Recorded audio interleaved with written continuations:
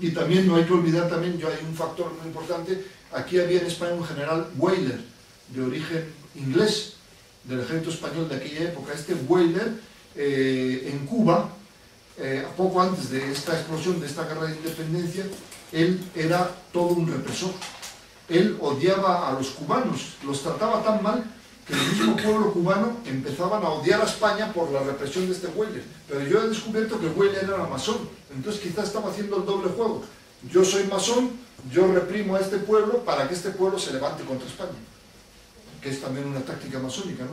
Entonces Weyler era masón. Este general Weyler me contó una persona que ya murió, que todavía cuando la República él lo vio de niño desfilar en un desfile militar, que murió poco antes de la Guerra Civil, en el 30, bueno, no, en la República creo que murió ya retirado este general Weyler, pero que desfilaba en un caballo en los desfiles militares en la época de Alfonso XIII y todavía cuando la República, y luego murió. Él no alcanzó a ver la Guerra Civil, pero fue, digamos, el general español de origen inglés y masón que reprimía tan fuerte a los cubanos que los mismos cubanos ya empezaban a odiar a España, ¿no? En vez de aplicar una política de tranquilidad para... No, pues este Weyler reprimía de una forma tremenda. Y era masón, yo creo que para dejar mal a España. Entonces, como vemos, así terminan todos los siglos XIX de todos los países de habla hispana y portuguesa, en los cuales vemos la mano de la masonería. Luego pasamos ahora al siglo XX, en el que va a actuar el otro brazo de la conspiración judía, que es el comunismo, como ya sabrán muchos, ¿no? En el siglo XIX le da mucha fuerza a la masonería, en el siglo XX le da mucha fuerza al comunismo. El comunismo, como ya venía del siglo XIX, pero todavía no aparecía con fuerza hasta el siglo XX. En el siglo XX el comunismo, en sus proclamas, viene a protestar en toda Europa, en todo el mundo, en toda América, a protestar por la pobreza que había. ¿Pero quién había creado esa pobreza? Pues su otro hermano, su otro brazo, el liberalismo. La masonería había creado pobreza en el siglo XIX, desde América hasta España e incluso en Europa. La masonería había creado pobreza. Y ahora el comunismo viene a protestar por esa pobreza que había causado el liberalismo. Digamos como el judaísmo sabe alternar los dos brazos, ¿no? El brazo masónico crea la pobreza que está en centro-derecha, y el brazo izquierdo es el comunismo, viene a protestar por lo que ha creado esa pobreza.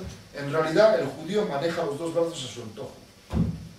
Entonces el comunismo, como saben, todo fue financiado desde, habla don Salvador Borrego en muchos de sus libros, que el mismo Carlos Marx fue financiado por ricos que eran algunos judíos, otros eran masones, para editar sus libros, que no está, Carlos Marx no tuvo los problemas que tenemos nosotros para que no tenemos dinero, que editamos un libro, que vamos cargando, que yo los llevo cargando. No, Carlos Marx se los editaban y se los distribuían por toda Europa, El Capital y todos esos libros que escribió, los ricos judíos. Un hombre que dicen que hablaba contra los ricos y los ricos le financiaban sus libros. Luego viene, como saben, la Revolución Comunista de Rusia, también fue financiada por judíos, que no, mucha gente no lo sabe o no lo quiere saber. Como saben, la banca Kunan Loeb, Morgan, la banca Morgan, Jacobo Schiff, todos estos judíos millonarios suecos son los que financian a Lenin y sobre todo a Trotsky, que iba cargado de millones. Hay un libro que tiene Pedro que se llama el de Nadie se atreve a llamarlo conspiración, que habla también de ese tema. Como Trotsky llevó millones de dólares a Rusia, millones de dólares que le habían dado sus hermanos de raza para hacer la revolución soviética allí en Rusia, ¿no? Y lo más curioso, que también mucha gente ignora, que como saben, en la Revolución Soviética hubo luego tropas inglesas allí en Rusia, que la televisión y los documentales oficiales dicen que esas tropas inglesas habían ido a proteger a la monarquía rusa, cosa que es mentira. Ahí explica muy bien don Salvador. Esas tropas inglesas estaban haciendo una especie de cordón sanitario para que las tropas zaristas no recibieran armas, como así sucedió. Mientras por un lado los comunistas de Lenin recibían armas de muchos lugares del mundo y de Estados Unidos, los zaristas, porque ya ven que estalló la guerra civil después de la Revolución Rusa, los que seguían a Hitler no recibían armas de casi nadie, y si alguien las quería mandar, ahí estaban las tropas inglesas haciendo un cordón sanitario para que no entraran las armas que necesitaban los zaristas para combatir a los comunistas, ¿no? Creo que también Joaquín Bochaca habla, ¿no?, en sus libros también, estos de la historia de los vencidos y los crímenes de los buenos, habla un poco de ese. Entonces vemos como una vez más el capitalismo judío o masónico también a veces es el que está financiando y apoyando al comunismo.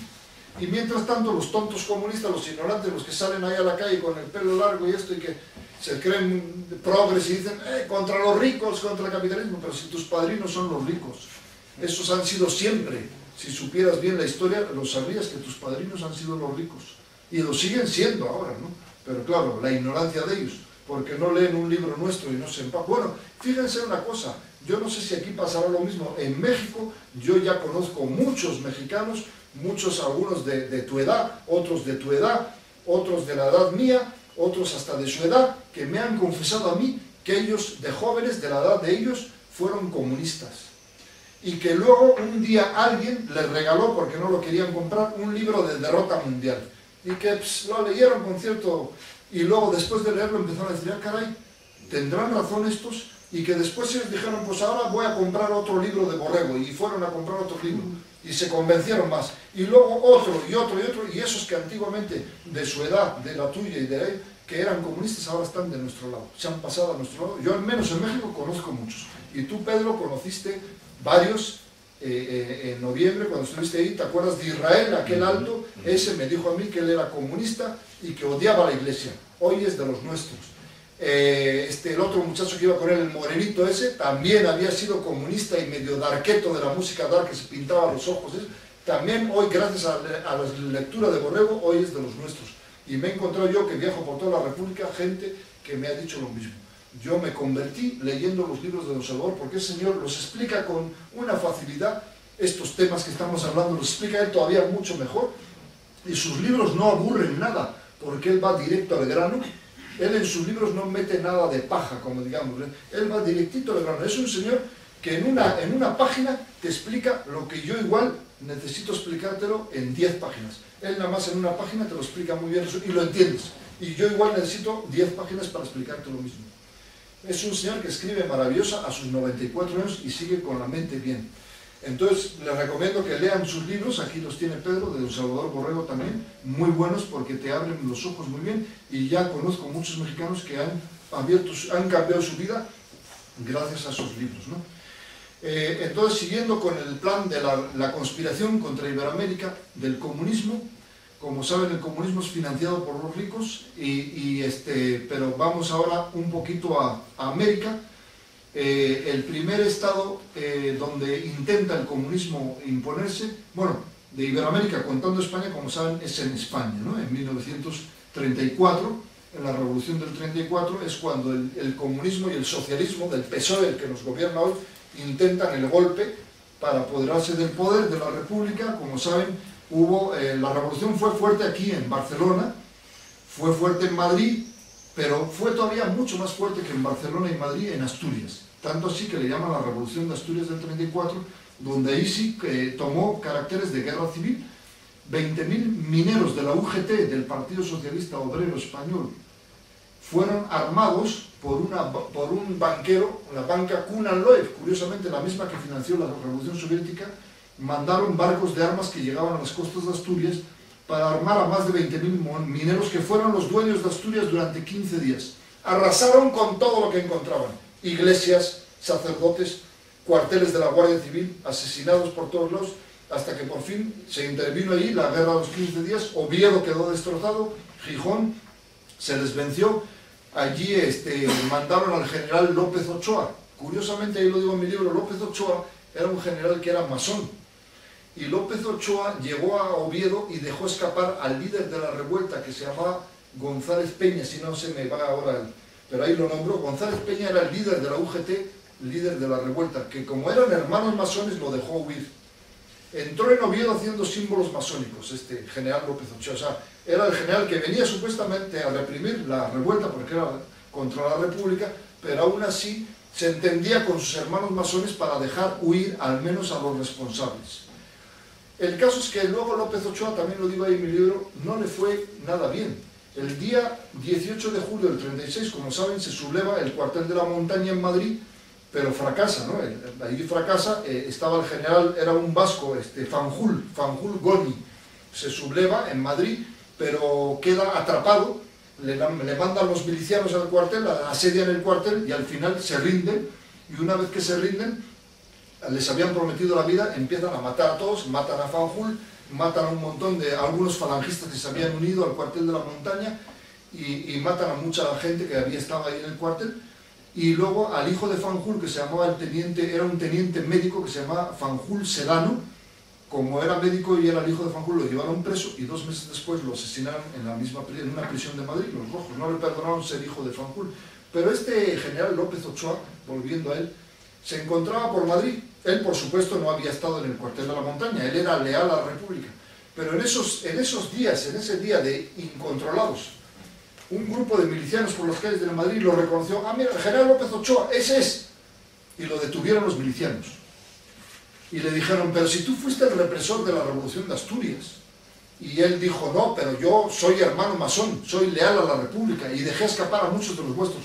Total, que como eran milicianos de abajo muy ignorantes, no entendían nada ni de masones, agarraron y le dieron 4 tiros ahí en la calle de Madrid. Así paga el diablo a quien le sirve, ahí lo vais a ver. Y así va a pasar mucho a López Ochoa, que era masón y fue leal a la República, que no había participado en el cuartel de la montaña. Los mismos republicanos marxistas le pegaron 4 tiros en Madrid, porque creían que había sido represor en Asturias y toda esa historia, ¿no? El cuartel de la montaña se encontraba donde, bueno, ahora ya no existe ahí en Madrid, claro. Ahora hay un parque, pero donde fueron los fusilamientos del 2 de mayo. Ya saben, Goya pintó ese magistral cuadro, que se ven así varios españoles cayendo y un pelotón de franceses disparando. Si se fijan bien, atrás hay como una montañita. Esa era la montaña, por eso le llaman cuartel de la montaña del Príncipe Pío. Y ahí, después de los fusilamientos del 2 de mayo, que eran las afueras de Madrid en aquel entonces, de la época de Napoleón, se construyó en 1860 el cuartel de la montaña, que es este cuartel que fue asediado en 1936 y que le costó la vida al general Fanjul y a mucha gente. Entonces vemos el primer intento en España del comunismo que fracasa, ¿no? Como saben, pues ya lo de Franco lo conocemos todo, ¿no? Pero vamos a ir ahora un poco al continente americano. El primer intento del comunismo es en 1950 en Guatemala, un país pequeño, un país pobre, hace frontera con México. Ahí tengo yo muchos amigos, tengo muchos lectores de los libros estos y de Don Salvador y de aquí también, que he logrado llevar. En Guatemala había sido la misma historia de México, ¿no? La masonería estaba en el poder desde el siglo XIX, había comenzado el siglo XX con un gobernante que no podemos decir que era un gobernante así muy católico, pero era un gobernante nacionalista, se llamaba don Manuel Estrada Cabrera. Él había puesto una dictadura, también tipo liberal, como la de Porfirio Díaz de México, y había levantado la economía de Guatemala. Había hecho un país que no se endeudaba, no pedía créditos a Inglaterra, no pedía créditos a Estados Unidos, había hecho bastante independiente a Guatemala, y eso va a ser lo que va a provocar su caída en 1922, cuando Estados Unidos lo va a derrocar.